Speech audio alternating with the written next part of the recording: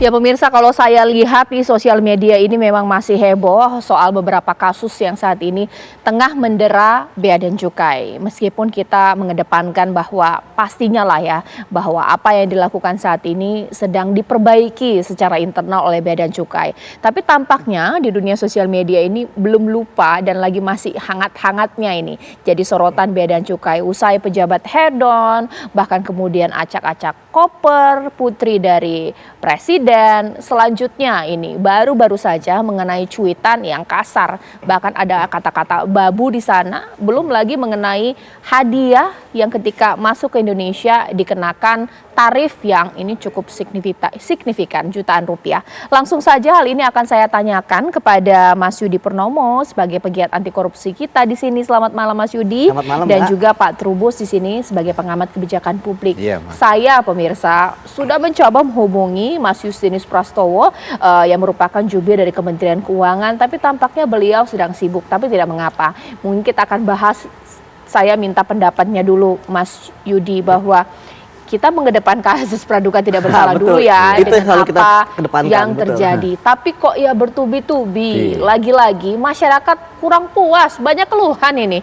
dari pekerjaan yang dilakukan oleh aparat dari Bea dan Cukai. Bagaimana Mas Yudi melihatnya? Ya, saya pikir ini kan juga sebagai momentum ya. Ini sebagai hal yang baik, yang positif, yang harus dicari jalan keluarnya, solusinya. Ketika masyarakat mengeluh, berarti ada pelayanan publik yang tidak baik di situ. Ingat bahwa kementerian-kementerian, lembaga-lembaga itu adalah organisasi yang didirikan untuk melayani masyarakat. Apapun itu, mau di bidang pendidikan, dan sekarang ini ada Bea Cukai gitu ya. Bagaimana bisa melayani masyarakat secara baik, itu yang pertama. Kemudian yang kedua, ya sebagai ASN ya, kita dengan moto berakhlak gitu ya. Kita adalah sebagai pelayan masyarakat, bukan sebagai raja gitu kan. Kita harus memperlakukan masyarakat itu kita harus melayani mereka. Nggak bisa kita mengedepankan arogansi gitu kan, nggak bisa kita mengedepankan hal-hal yang membuat masyarakat tidak nyaman. Dan ingat, sekarang zaman sudah terbuka. Buktinya sekarang masyarakat yang setahun yang lalu, 2 tahun yang lalu mengeluh,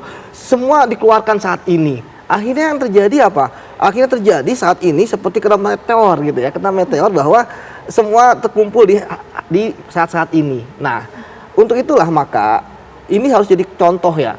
Jangan ada lagi misalnya, saya juga melihat di sosmed gitu ya, itu kan kata-kata itu kan tidak bagus gitu ya. Ini jadi contoh buat yang lain. Saya pikir tidak masalah ketika bermain sosmed misalnya, ya kemudian untuk memberikan informasi yang edukatif kepada masyarakat. Jadi jangan membuat emosional. Kemudian yang kedua, bahwa ini juga momentum yang bagus untuk melakukan pembersihan birokrasi tata pelayanan supaya jangan ada. Yang saya lihat di masyarakat adalah kalau bisa dipersulit, kenapa dipermudah? Nah, mengapa akhirnya masyarakat dipersulit? Ini kan ada tanda tanya, quote gitu kan. Padahal kalau dipermudah kan masyarakat enak, efektif, efisien gitu kan. Dan tentu ketika misalnya dipersulit, tentu masyarakat maunya juga dipermudah gitu kan. Saya kan misalnya dari luar negeri gitu kan, bawa barang dan sebagainya, tiba-tiba dipersulit, wah kemudian kan nanti akan tiba-tiba muncul di saya, gimana nih supaya dipermudah. Akhirnya kan nanti ada nego dan sebagainya. Itu yang harus dihindarkan. Dan saya pikir ya sekarang yang harus dilakukan adalah perbaikan sistem agar jangan ada lagi masyarakat yang mengeluh gitu kan, terbuka. Ya kalau sekarang yang terjadi kan masyarakat semua komen gitu kan, dan susah untuk menjawabnya. Tapi sekarang yang harus dilakukan adalah dengan bukti konkret apa yang diubah dalam reformasi pelayanan publik di Bea Cukai. Oke. Pak Trubus, apakah ini semacam akumulasi ya, kalau tidak bisa dipersulit, kenapa harus dipermudah? Sehingga ini keluhan ini bertubi-tubi, yang lampau-lampau 2015, 2013 keluar semua. Iya, memang pertama kita lihat ini ada ingatan sosial ya, masyarakat kita terhadap pengalaman-pengalaman buruk masa lalu, kemudian ditumpahkan sekarang. Ini kan resiko masyarakat era post-truth seperti ini. Nah, di mana kemudian semuanya lahir dari medsos gitu. Ketika viral medsos kemudian direspon oleh publik secara luar biasa. Yang kedua, memang kebijakan-kebijakan yang ada selama ini itu berarti tidak efektif, itu yang harus dilihat. Karena apa?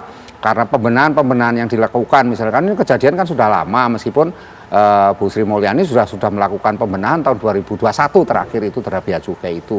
Tetapi kan peraturan yang ada itu kan mereka diberikan tuken itu juga. Tuken ini kan menjadi sebab juga di 156 PP-nya itu mereka diberikan tuken tersendiri untuk Bea Cukai itu. Nah, ini juga menyebabkan pegawainya jadi arogan karena mereka merasa penghasilannya lebih beda.